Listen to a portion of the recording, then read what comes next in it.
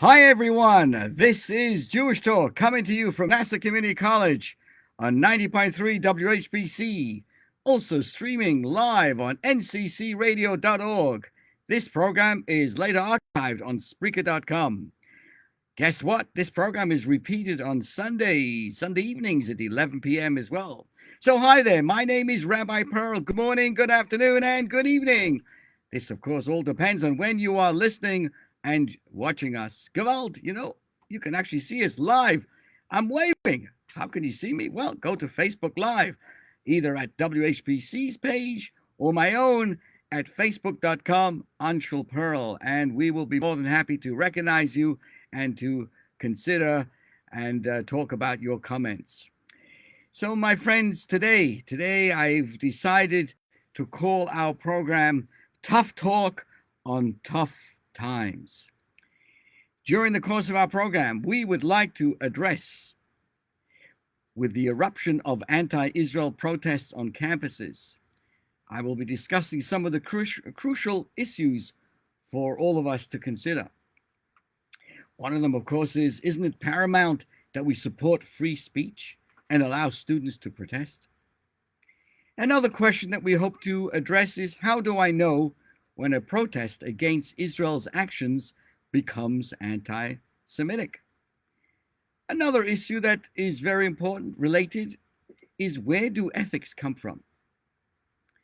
And we also would like to address an issue that I started to discuss in my shul this past weekend about how to judge other people favorably. What does it mean, judge another person in a more open, understanding way? As I say good morning to Levana Lichter, welcome back, Boker Tov, to Gene Brandenstein. How do I know their names? Because they're watching on Facebook Live. I'm waving. I'm saying hello to everybody on the radio. I'm excited. I'm back. We're back. We're back here because where was I? I was nowhere, but it was Passover, and we've come back raring to go. So again, have in mind, dear friends, that today our conversation is tough talk on tough times. Let me first begin by talking about freedom. In a certain sense, to remember a little bit about what we've experienced over this past holiday of Passover. So it was on the first night of Passover where we were commanded to relate the miracles and wonders that were performed for our forefathers in Egypt. As it is written, it's well known to all of us, remember this day on which you went out of Egypt. In fact, in the Jewish tradition, every single day, not a day does not go by when we do not mention this once or twice, or maybe even 3 times, of this important idea. So, but what is freedom? Freedom, right? We're talking about freedom of speech, freedom of gathering. Freedom. What is freedom? When pressed to define this most basic human need and aspiration, we usually find ourselves explaining what freedom is not. So what do we say? Freedom is not slavery. It is not confinement. It is not inhibition. As I say good morning to Dr. Eitan Kolshevsky. So, but is that all there is to freedom? The absence of subjugation? Or is there a more positive, dynamic aspect to the state of freedom? This, by the way, will help us appreciate the more tougher subject that I will be addressing here today in reference to the campus uprisings and all the other things that are going on. The same can be asked about another much desired and little understood state, of what I call rest, R-E-S-T. Rest is not a movement, not toil, not creating. But what is it? Is it merely the negation of activity, or is rest itself an active pursuit? So from the Torah perspective, it implies that it is indeed active. Even rest has an active side to it. Let me explain. In the second chapter of Genesis, we read that God concluded on the seventh day the work that he had done, and he rested on the seventh day from all the work that he had done. But if God rested on the seventh day, why does the verse say that he concluded his work on the seventh day? If he was resting, wouldn't he be concluded? How can he conclude if it wouldn't be the seventh day? So our sages explain, on the seventh day, God created the final and culminating element of his creation. What did he create on the seventh day? The element of rest. What was the world lacking? Rest. With the onset of Shabbat came rest. So you see here, rest is an existent phenomenon. It's a creation, not merely the absence of work. Work is the movement from self outward, the projection of one's, you could say, of one's environment. Rest is the endeavor to focus inward, to withdraw to one's own quintessential core of one's being. So you rest, you're moving away from your regular workday activity, from your job, your profession, whatever it may be, and you're turning inwards. This is a much deeper understanding of rest. You're resting from the outside activity and you're moving into a more quintessential aspect of oneself. So for 6 days, God projected outward, creating a universe that is outside and distinct of himself. On the seventh day of creation, he created, what does that mean? He rested. He shifted his focus inward, drawing creation back into his omnipresent being, which is really very, very much reflective in the observance of Sabbath, where we stop talking about the outside and we now rest from all of that, and we rest and look inside of ourselves. Therefore, Shabbos is a holy day, a day of heightened spiritual sensitivity, a day in which the created reality more deeply identifies with the more spiritual, supernal sources of everything. As I say good morning to Mark Pintel, good morning to you, and to Karen Dombeck. Great to have you back. So the same applies on the human level. To our weekly implementation of the divine cycle of creation in our own lives as well. So let's put it bluntly. For 6 days a week, we project outwards. We develop, we perfect the world, the God's world around us. On the Sabbath, though, we actualize our partnership with God in creation by resting, by delving into the inner essence of our own souls and the soul of creation. So Shabbos is not a day of inactivity. It's not just we turn into a couch potato, but it's a day devoted to the activity of rest. What does that mean? A day in which we endeavor to seek our own spiritual center, to better attune ourselves to self that is one with the divine essence of all. So basically, all week we think we're Grace Machas. We think we're a master of our destiny. Come Sabbath, we step back and we humble us in a certain sense of humility and say, no, I'm not. I don't think I know everything. I'm going to find out what God has to say about this world. I'm going to tune into the rest, into that aspect. True, the laws of Sabbath are replete with many forbidden activities. But you know, in order to rest, one must cease to outwardly project. Everyone will agree that if you take 2 weeks vacation, you don't want to have your mind involved in your weekday or whatever your profession may be. You want to stop from all those activities and focus on enjoying the moment. Well, on a spiritual level, that's what Shabbos is all about. But the prohibition against work is only one aspect of the phenomenon of rest. Therefore, we can find a conceptual correlation between the defining characteristics of the Sabbath and that of Passover. On Passover, as on Sabbath, as we were explaining, we're empowered to experience a state that, on the surface, seems to have no intrinsic content of its own. being only the negation of something else. But just as Shabbos, rest, is more than the absence of toil, so too the freedom of Passover that we've just experienced and celebrated is not just not being subjugated, not being a slave to something. It's a dynamic freedom, not merely the absence of bondage. So freedom is commonly perceived as the removal of all external constraints on a person's development and self-expression. Freedom is the natural state of man. This line of reasoning implies free him of all outside forces that limit and inhibit him, and you have a free human being. Passover embodies a far more ambitious freedom. The exodus from Egypt, which marked the end of Israel's subjugation to their Egyptian enslavers, was but the first step of a 7-week journey, a 49-step climb in the conquest and the transcendence of self that culminates in our receiving of the Torah at Mount Sinai on the festival of Shavuos.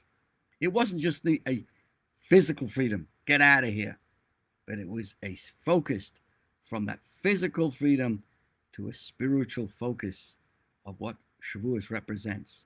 Nor does Shavuos represent even the final realization of freedom.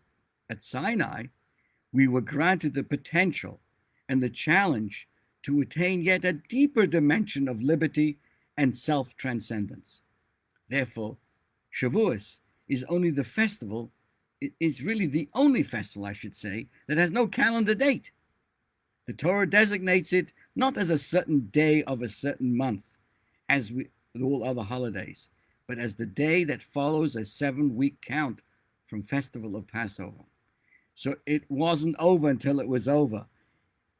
Shavuos and Passover, Passover physical freedom, the spirituality of freedom of Shavuos is one connection. This is to emphasize that Shavuos is an outgrowth of Passover, and the significance of Exodus came to light, the whole purpose, only on the day that we stood at Mount Sinai. As God tells Moses at the outset of his mission to liberate the Jewish people, this is your sign that I have sent you. When you take this nation out of Egypt, you shall ultimately serve God at the mountain. So standing before Pharaoh, Moses did not merely demand in the name of God that he let my people go, but let my people go that they may serve me. What is the significance of this liberating service? It means that man, no matter how free of external constraints, is a finite creature. I know many people who have the opportunity to eventually leave prison, but they still remain in the world of constraints. There are many people who are free, but they put constraints on their thinking. They actually think they know everything. That is a person who lives in a prison of their own mind, because they fail to remember they are ultimately a finite creature, ever subject to the limits of their own nature and character. That to attain true freedom, the person must be ready to transcend his or her humanity, his or her emotional, intellectual, or even spiritual self. Who can really claim, after living so many years, that they've spiritually made it? Forget about it. That's so self-centered. To imagine that as a person gets life, that he's actually accomplished everything and knows it all, physically, spiritually, financially, whatever. And why is that? Because then when a person reaches that level that he can go on, he's now accessing the spark of godliness. And that spark of godliness that we all have is really that person's infinite and suprahuman self. The Torah, God's blueprint for life on earth, outlines the observances and the practices that enable us to realize our divine essence in our daily life, in our daily lives. The day that we left the borders of Egypt, we were free in the conventional sense. No longer could the alien taskmaster dictate what we must and may not do.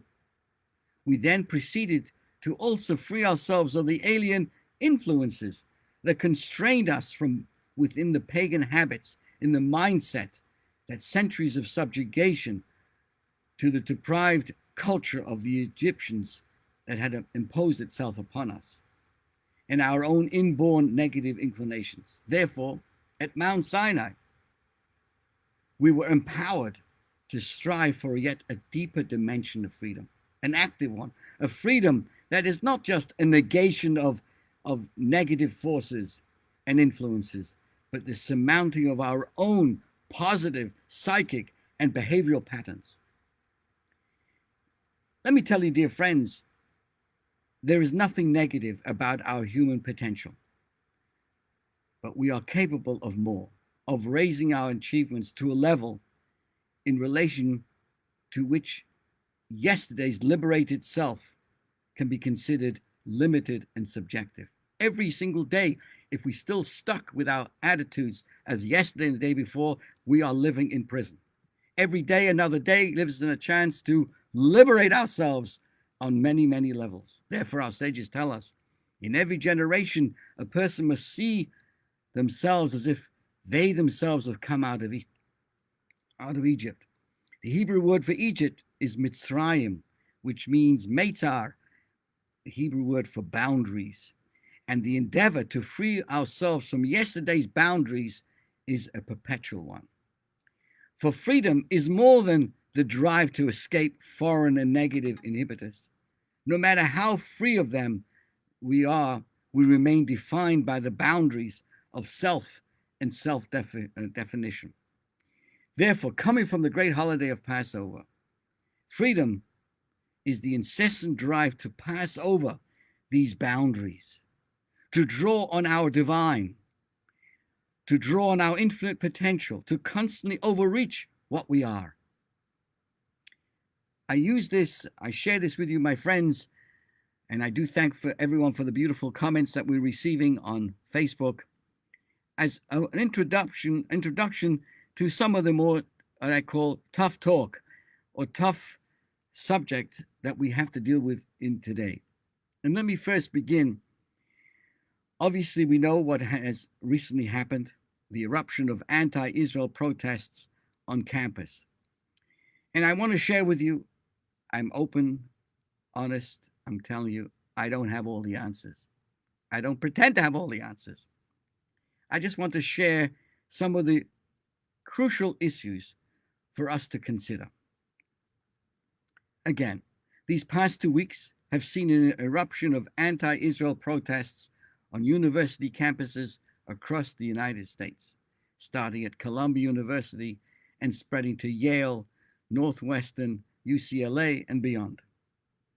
I am sure, just as myself, that you have been bombarded by the passionate voices on the many sides of this issue. I want to share with you, please, with your permission, allow me just to share with you to consider something, to be open-minded a little bit, just for a moment. I'm not insinuating that you're not open-minded, but I'm saying let's just sit back for a moment.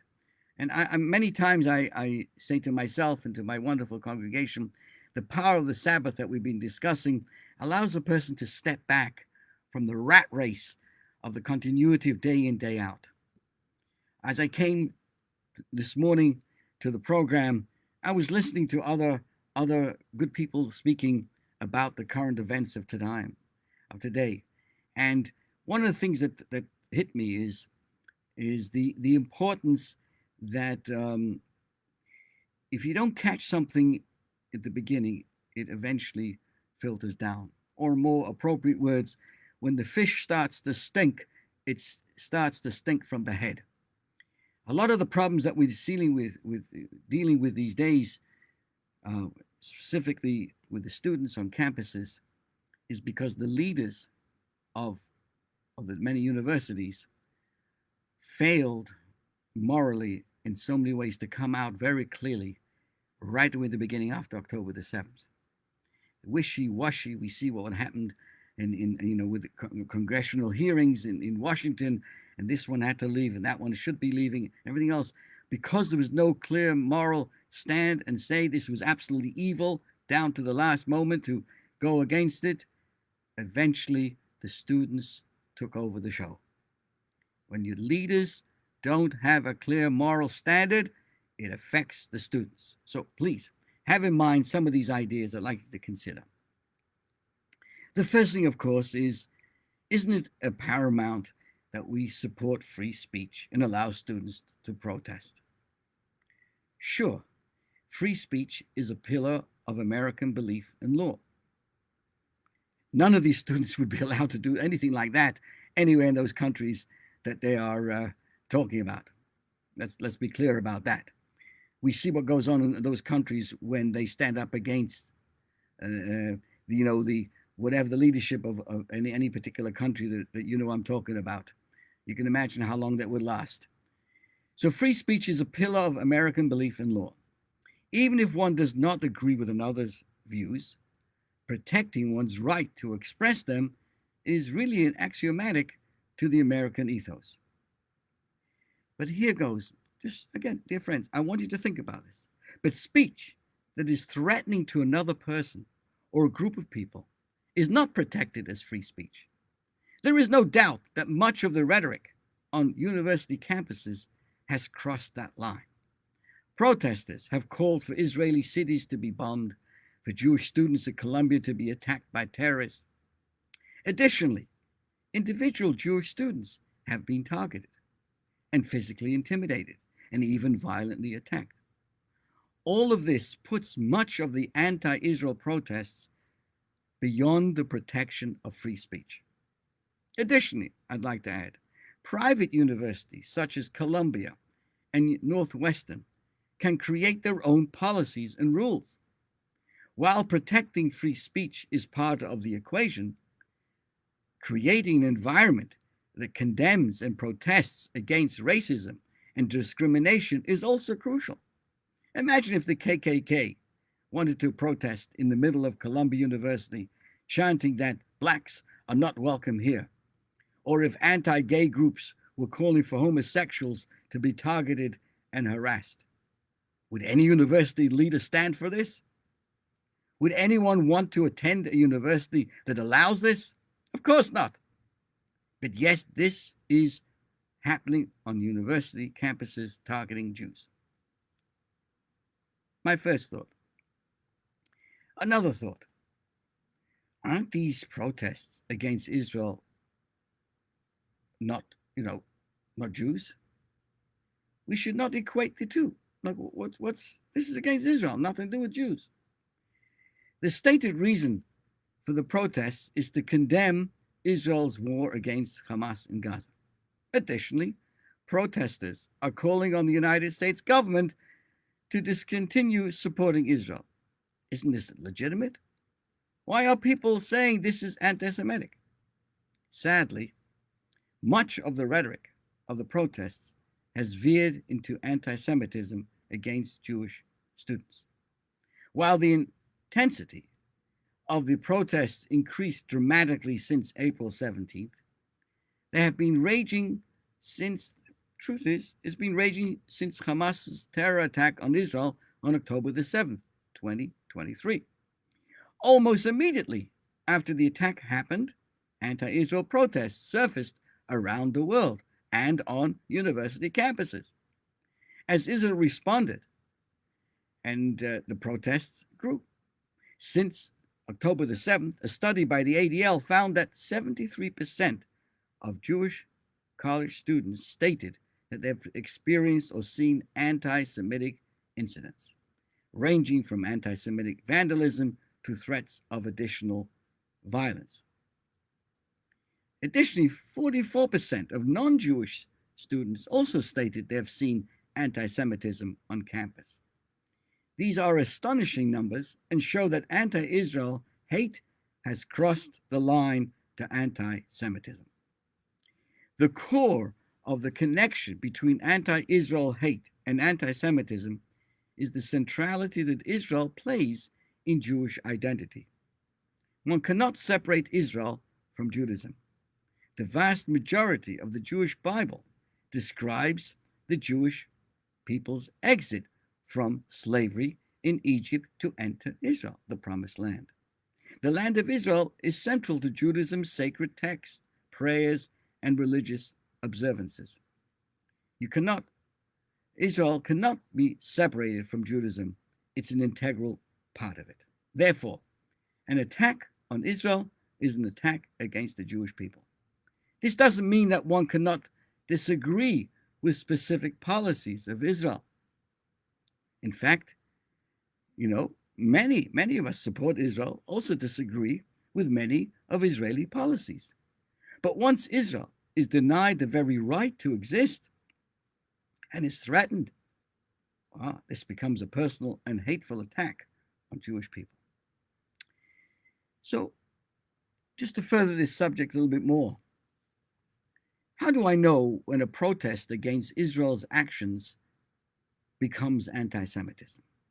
I want to share with you some well-known thoughts from a very famous Soviet dissident and human rights advocate, Nathan Sharansky. He has defined when criticism of Israel crosses the line to anti-Semitism. Interestingly, he calls it the 3 Ds. 3 Ds. First D, delegitimization. The second D, demonization. And number 3D is double standards. Let me outline it a little bit more. The first D is delegitimization. When Israel's very existence is called into question, that is anti-Semitism. One is no longer advocating for a policy change, but for, God forbid, the Jewish state's destruction. Similarly, as we've been discussing, that when we talk about this on the college campuses, similar situation when it's focused on delegitimization, that is anti-Semitic. The second D is demonization. Israel is fighting against an enemy who openly calls for its destruction, attacks civilians. And, it's just, this is the main reason that, sadly, the Palestinian civilians have been killed, injured, and displaced in Gaza. Israel is forced into an incredibly difficult moral decision in this war against a very immoral enemy. So to accuse Israel of indiscriminately killing innocent people or committing genocide and other war crimes is basically demonization, and when you demonization, that is anti-Semitic. The third D, as he explains, is double standards. Israel is often criticized for actions that other nations are not. While all loss of innocent life is tragic, one has to wonder why there are protests against Israel across all the campuses when nothing was done for so many other horrible situations. There were no protests when Syria was using chemical weapons against its own people. There was no protests when Nigerian Christians were slaughtered by the Islamists. There were no protests standing up for the brave Muslim women marching in the streets against the Iranian regime. There were no protests to stand up for the Kurds or the Yazidi women and children that were used as sex slaves by the ISIS. Why not? I think I'll leave it to your own understanding. Why not? Another important aspect to our conversation is, what do these protesters want and how can we end this? Hearing from the protesters themselves, it seems like they have many conflicting agendas. Some are calling for a ceasefire in Gaza. Some are calling for the United States to stop funding Israel. Many are calling for the destruction of Israel, like this protest at Northwestern University. And my friends, there are so many over there who have no idea what they're doing there in the first place. Many are also calling for a protest in hatred of America. It seems that these protesters are not only infested with anti Semitism, but they hate everything about liberal and Western culture. Maybe this is why the Hamas in Iran have publicly supported their protests. So, how do we end all of this? Certainly not by giving in to haters and those intimidating, harassing, and threatening others. All university leaders must stand strong against this hatred and make it loud and clear that these hate tactics will not succeed. I shared this with everybody last week. A duck is standing next to a busy road with cars zooming past him. While he waits for a break in the traffic, a chicken approaches him and says, "Don't do it, man. Don't do it, man. You'll never hear the end of it." It took a lot of people quite a few moments to understand my joke. But I shared the following from my hearts to yours as I address you, dear campus students across the country. Don't do it, man. You'll never hear the end of it. Because you're being used. Your self-righteousness and rage are being exploited as you support terror against Jews anywhere in the world. Instead, your sensibilities will be deadened as you partake in an orgy of hatred. When you say you want an intifada, when you shout resistance by any means necessary, you may be unwittingly losing the battle for the Palestinian people. When you call for an intifada, you become an accomplice to atrocities and murder. You encourage violence and anti-Semitism. You are being used. Wake up. You embolden those who wish to murder and take captives, as they did on October the 7th, as though that was a pathway to peace. Instead of resistance by any means necessary, imagine changing your slogan. The slogan should say, peace by any means necessary. Imagine if you told the Hamas to release the Israeli hostages and stop launching missiles so that the war could end. Guess what? Peace by any means necessary. Now, that's a slogan that we could all live by.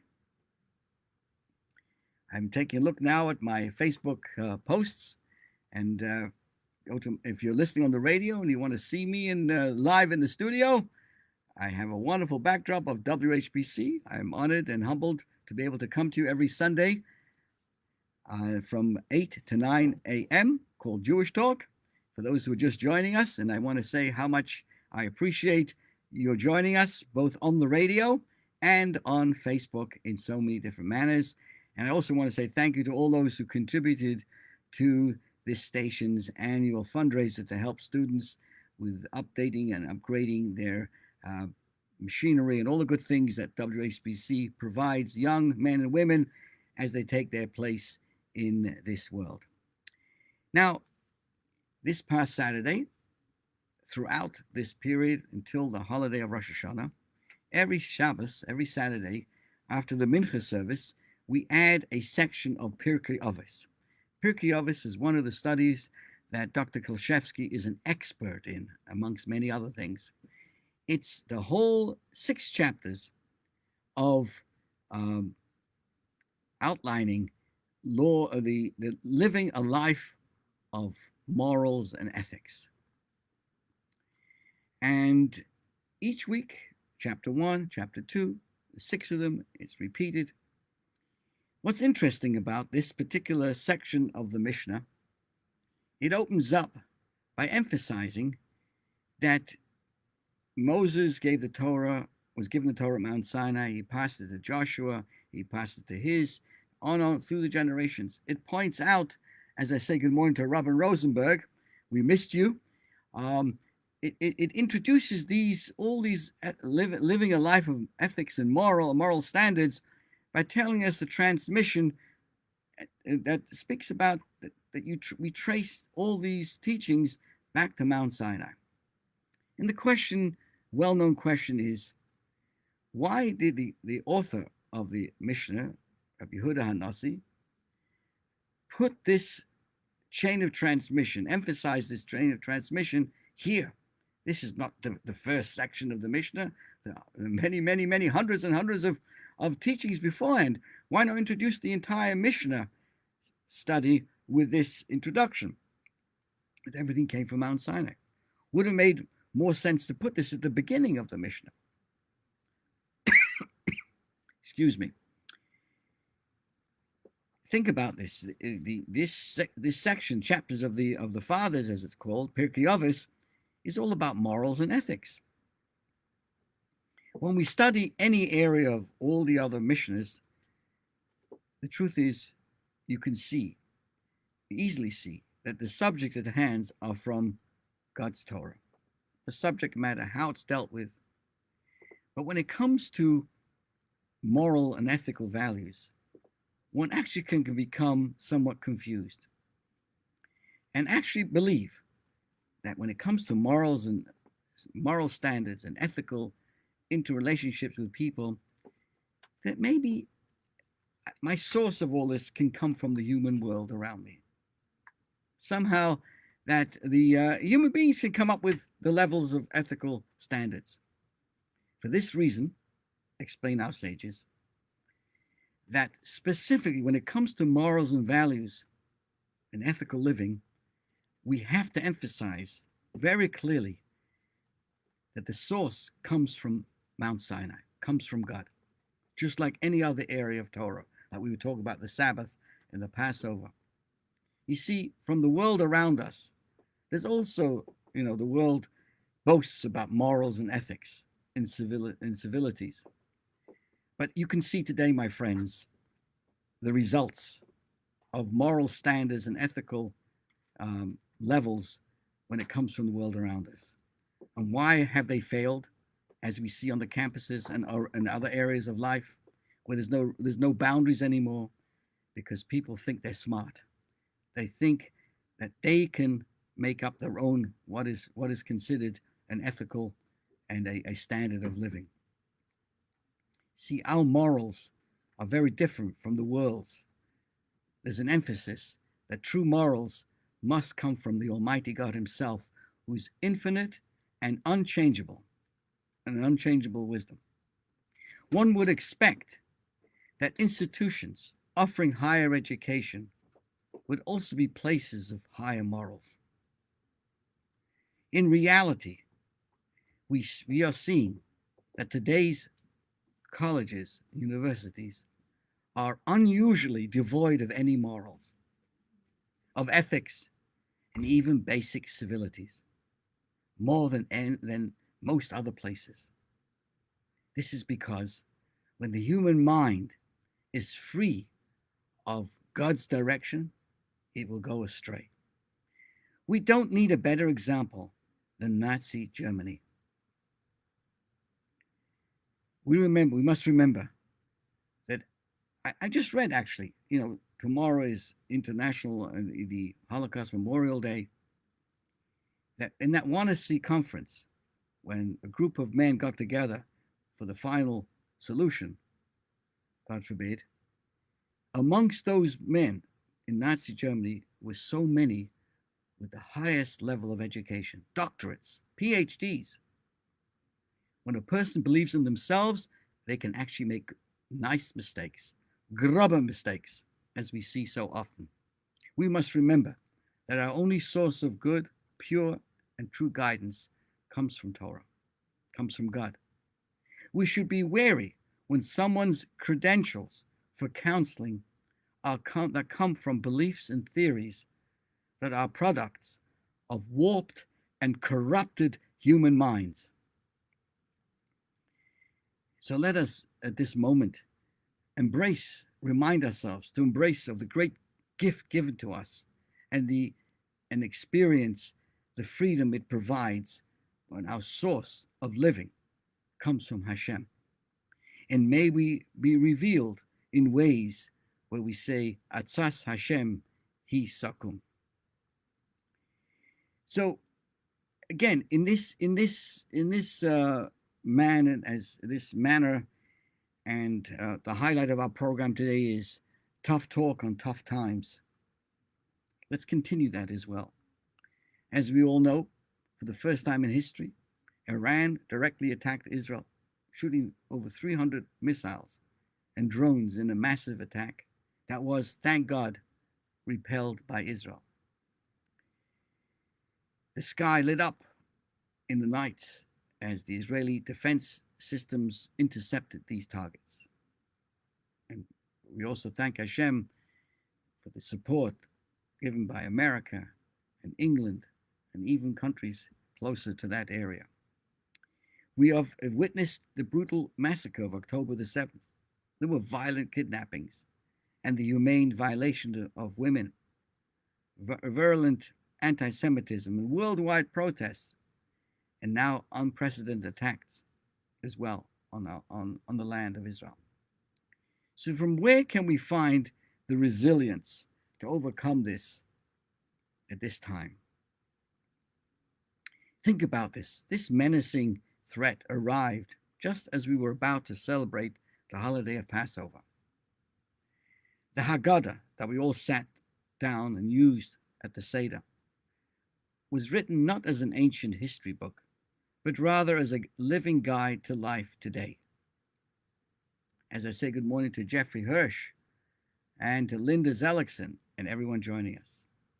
As we sat at the Seder, we discovered an eternal secret. There's something special from the Seder that I came away with this year. During the Seder, we have customs that provide us with hidden meanings. You wonder how we will survive the anguish and the pain? You question the future as the darkness of today strips us of the promises of tomorrow? Listen carefully, my friends. One of the things that we did is we made a sandwich. Passover night, we made a sandwich made of matzah, maror, and a sprinkle of charoses. This is more than just an interesting sandwich combo. In this lies a wisdom for life. Hillel, the great sage, lived in the times of the Romans when Jewish life was threatened. It is Hillel himself who instructs us to make this Seder sandwich. He guides us to navigate through the agony and the anguish just as he did. So Hillel whispers to us on the Seder night through the sandwich, and he says the following: My children, you're not alone in this cycle of hate. I lived it as our forefathers did in Egypt. Every day we would wake up to the shouts of those who wanted to destroy us. Our babies came into this world with maror on their lips. There were many who were about to give up hope. Spirits were crushed. What will be with us? How will we ever make it out of this mess? Hillel says to us quietly in the Seder, here's my formula to make it through the aching times. If you know only maror moments, you will succumb to the pain. You will wake up with fear. You will go to sleep with fear. Maror is bitter. The harsh state or taste never leaves you, and the tears do not stop flowing. The only way to survive the distress is to make a sandwich of your life. See the matzah? It is the greatest symbol of love between Hashem and all of us. In 1 second, we were lifted from slavery to freedom. That's what the matzah represents. We had no time to even let our dough rise and bake bread. Knowing that healing, remember this, that the healing comes miraculously, just as light instantly pushes away the darkness. So, let us take the maror, the bitterness, the fears, the worries, the pain, the anxiety. Let's make a sandwich. Our hearts will be encased in matzah, a sign of how much we are beloved and cherished. Then sprinkle us some sweet charoses. Charoses, for those who may not know, is a delicious mixture of apples, grapes, juice, sugar, and walnuts. Wine as well. And recognize the sweet blessings in our lives. Let's dust our sandwich with the magic goodness that we have been granted. In this way, we will find the balance and the fortitude throughout the challenges. So, we've seen miracles. Passover is an opportunity for us to stand proud and to proclaim that our inner fire is not dead. These past 6 months, we've encountered some of the greatest of our, sadnesses of our generation. Yet at the same time, ordinary people who are in fact extraordinary. We've seen angels of resilience and strength. We've heard of heartbroken voices of mothers and fathers who have buried their sons and daughters. We have watched wives stand bravely, some with new life delicately growing within, speak about the dreams they've shared with loving men who are no more. We have shed tears with children who wept bitterly as they bid farewell to their parents. Each voice has echoed the unwavering words of those who walked before us. For thousands of years, you have tried to snuff out the light of the Jewish people from this earth. There are those who schemed and plotted and planned and all kinds of stuff. But Baruch Hashem, we have endured. Remember, we continue simply to continue to go on. So as we sat at our Seder and we told our story, know that no missile in the world can ever extinguish our souls. You've tried from the beginning of time, yet here we are. Yes, we are a stubborn people. We will never relinquish our hope. We will never surrender our faith.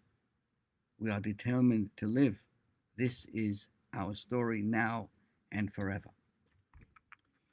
I want to bring you to update that this coming Monday, that's tonight, Sunday into Monday, is the May the 6th, of course, and corresponding to the Jewish date, it's the 28th day of Nisan. And I bring you back to 1991 on that date, April the 11th, 1991. On this very day, the Lubavitcher Rabbi issued an emotional call to all of us, to the world Jewish community. What was his call? That all of us should increase our efforts to bring Mashiach and the ultimate redemption. He spoke in a very anguished voice and couched it in very uncharacteristically personal terms. The Rebbe's words actually deeply shocked the Hasidim who were present in the synagogue, and that feeling was reverberating throughout the world. And he said the following: how is it that the redemption has not yet been attained? The Rebbe cried that despite all that has transpired and all that has been done, Mashiach is still not here. What more can I do? He said. I've done all I can to bring the world to truly demand and clamor for the redemption. The only thing that remains for me to do is to give over the matter to you. Do all that is in your power to achieve this, a most sublime and transcendent light that needs to be brought down into our world with pragmatic tools. And the Rebbe continued, rather, as I said, uncharacteristically, and said, I've done all that I can. I give it over to you. Do all that you can to bring the righteous Redeemer immediately. I've done my part. From this point on, all is in your hands. This caused quite a huge stir throughout the world. So I want to share with you briefly, what is Mashiach? I talk about redemption. What is Mashiach? Just a kind of a general introduction. You see, two of the most fundamental tenets of Jewish faith, as listed by Maimonides among the 13 principles of Jewish faith is the belief in the ultimate redemption. What do you think the ultimate redemption is? Ladies and gentlemen, this is earth-shattering news. An awaited era of world peace. I know people can't handle that. Yes, we believe and focus and work for and desire, like all good people, a world peace. Yes, that's part of the belief in Mashiach. A world filled with prosperity and wisdom for all, and the belief that the dead will be resurrected at that time. The Messianic era will be ushered in by a Jewish leader, generally referred to as Mashiach. English generally translated as Messiah, which is the Hebrew for the word anointed one. He is an individual who comes from the family of King David. Part of his job is to rebuild the Holy Temple in Jerusalem, the ingathering of all the exiles to the Promised Land. At that time, delicacies will be a commonplace like everything else. All the nations will beat their swords into plowshares and their spears into pruning hooks. Nation shall not lift a sword against nation, neither shall they learn war anymore. That's a quote from Micah, chapter 4. Humankind, will be preoccupied with only one pursuit, to study godliness, godly wisdom. The earth will be filled with the knowledge of God as water covers the seabed. Okay, so it's going to happen. That's what we believe. But why is this so important today? Why is the coming of Mashiach so central to our belief system? Guess what? Because the Torah teaches us that there's a purpose to this world. Every human being is here as a partner with God. All of us are creating the image of God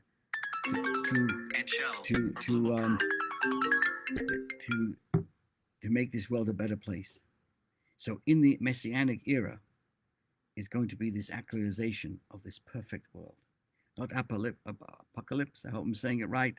Not world destroyed of each other with nuclear warfare and all that kind of stuff. That's not the end. That is not the end. God forbid. The end will be a beautiful world for all of us, where all of us, in fact, I'm going to interrupt my own thought and remind you that in the 90s, a terrible anti-Semitic act happened in Warsaw. And the president of Poland wrote a letter to the Rabbi Schneerson in Brooklyn, and he apologized for what went on over there. The Rabbi thanked him for the letter and proceeded to explain and answer an interesting question. Everything that was created in this world during the 6 days of creation came as pairs. There was continents, there were many animals, many birds, and many oceans. And when it came to mankind, it was one human being. One human being. Adam and Chava, both joined together. How come? How come God couldn't make a mass people? 10, 20, 100, 1,000. He made everything else in multiples. And the Rebbe said to the president of Poland at that time to emphasize that there's no pecking order amongst human beings. We all come from the same God. One man from one God. Yes, we all have our missions. We also have our personalities, but there's no pecking order. Each and every human being is created in the image of God. When will that be ultimately realized and revealed and happily lived by? During the Messianic era, when the coming of Mashiach. So there are those who maintain that this crass physical world is merely a strategic challenge, one that the soul must battle and transcend en route to some heavenly paradise. We're hanging out here for so many years and then forget about it. According to this line of thinking, the physical and the mundane have no intrinsic worth. You destroy other people's properties. You put other people down. Who cares? I'm going to go to heaven anyway. I'm going elsewhere. And therefore, there's retains no value. Whenever I can live what I want, I only live once. I'm eating, whatever, all the different things that we talk about. That's only a person who has one focus in life, only sees themselves and only sees the physical. But if a person lives with a spiritual side as well, we realize that this world is a beautiful world. It can be made into a beautiful world when all of us work hand in hand in tandem in realizing the holiness of each other, the holiness that we have within each other, the godly soul that we have, and how all of this can make this world a beautiful home for Hashem. That is why we are looking forward, and must all of us. That's why, even as Jewish belief believes in the soul's reward in the hereafter, the ultimate is down here. The refinement of this physical and infusing this world with holiness and purpose and making the mundane. Spiritual world is spiritual world, beautiful, mazel tov. But the real deal, the real challenge is to talk nicely, to understand, to appreciate other people, and to see the holiness in this world, not to destroy nature, not to destroy other people's property, because it's revealing holiness in this world is the paramount objective.